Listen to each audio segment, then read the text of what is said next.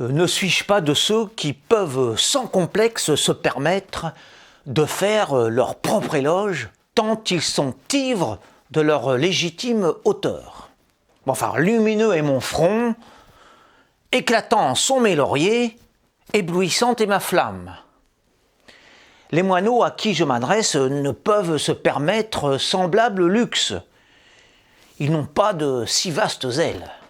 Mes détracteurs, humbles, timorés, dénués de moyens à force de sotte frilosité et surtout si chèrement attachés à leur petitesse, n'ont pas assez de fierté pour égaler Raphaël Zacharie de Isara dans ses splendeurs aristocratiques, phallocrates, égotistes. Leur quête de platitude est trop insignifiante pour une si estimable entreprise. Et si je suis si peu modeste, c'est que je n'ai pas les moyens de l'être.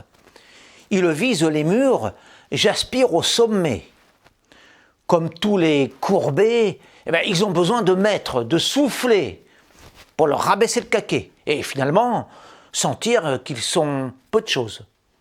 Ils se disent volontiers qu'au nom du fait, qu'ils souhaitent se montrer si prudemment grégaires, ils ne peuvent se targuer d'être autre chose de mieux, de plus flatteur, de plus grand.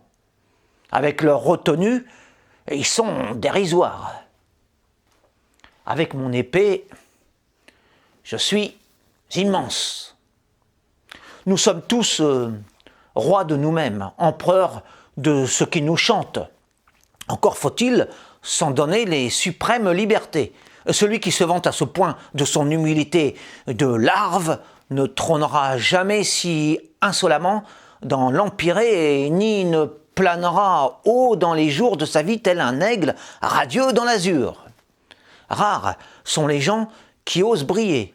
La peur de heurter leur siècle retient la plupart d'entre eux. Moi, je ne crains nullement de m'afficher dans ma vérité.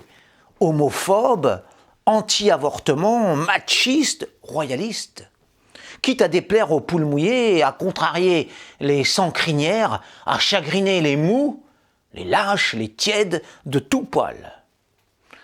C'est bien pour cette raison que mon statut d'astre brûlant est enviable et a une si céleste valeur. Si ce n'est, selon les volatiles aux brèves plumes, du moins à mes yeux perçants, moi, le royal explorateur des plus hauts tenus.